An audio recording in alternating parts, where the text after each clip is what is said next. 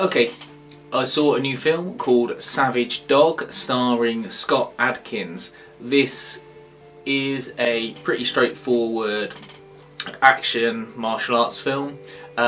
It's set in 1959 in Indochina, and Scott Adkins is a former IRA terrorist who is held in prison there. It's set up with a bit of narration that this is the kind of place that people with dark histories go to hide out. There's a former Nazi, or still Nazi depending on how you look at it, running the local government there. He has a team of goons that include Kung Lee from the UFC and the chap who, I'll put his name up because I can't remember it right now, was the bad guy in Undisputed 3 and also Machete Kills. The film itself is a bit slow to get going. It takes about 30-40 minutes to get the sort of plot out of the way. In short, his friends and his, call them family, but just his friends and his loved ones get killed by the Nazi after he's made to fight in illegal boxing matches. I won't call them martial arts fights because there's not a lot of martial arts going on in them. Those fights are pretty slow.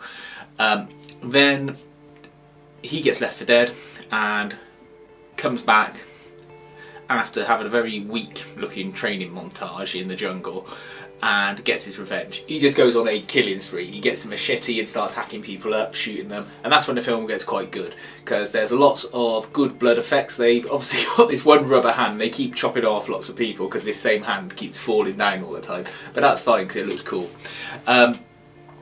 And you get to the two sort of main fights.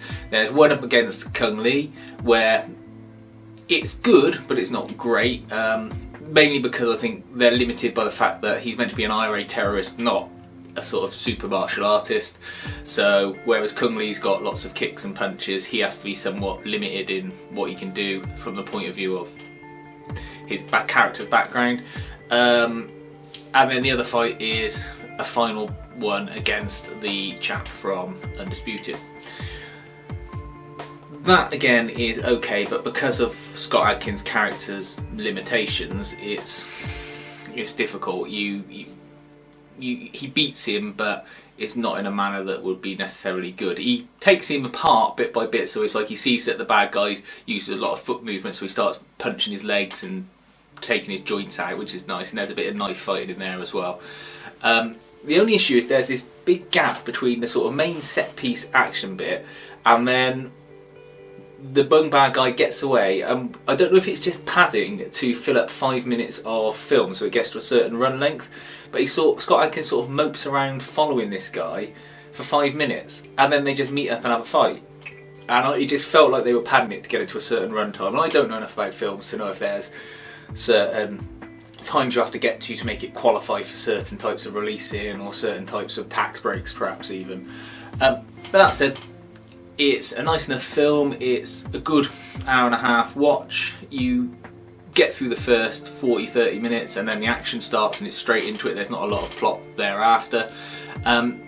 The film made me laugh because Keith David is in it for the first half, and clearly his contract said he's probably going to work for 3 days, no more, no less, and all his scenes have to be shot within this little set that's meant to be a bar that he owns, and you can't see outside because it's clearly on a soundstage somewhere else, and and that's it. So everything he does is in this bar, and then he gives a narration over the top of the film. It's fine, it's what B-movies do. They normally have a name they can stick on the box and you see them either at the start or the end or in a manner like that, but it just made me laugh that it was so obvious in this film that that's how it was set up. The other thing is the whole film itself, I felt I couldn't quite put my finger on it till the end as to what the style of it was, because it reminded me a little bit of Legionnaire with Jean-Claude Van Damme at the start, but then it moved away from that, and then I realised it's a comic book.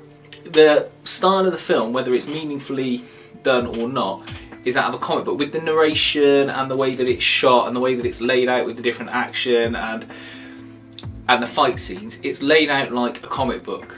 And you can almost imagine it on the page working, or probably better than it would as a film.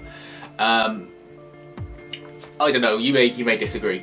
And finally, he's left with an option to, I guess, have sequels, but I don't know who'd want to see a sequel, because a British agent comes along at the end, taps him on the shoulder and says, I want you to join part of a secret team I'm setting up. And then they just walk off into the distance. I don't think they'll get a sequel based off this film, because the characters aren't really up to it. He's just a person who goes around killing people, and the film wasn't interesting enough to spark enough, I don't know, sort of fandom to make that doable. But it's a nice film.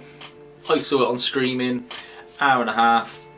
If you like it, let me know. If you think it's based on something that I'm not aware of, then I'd be interested to find out as well. Thanks.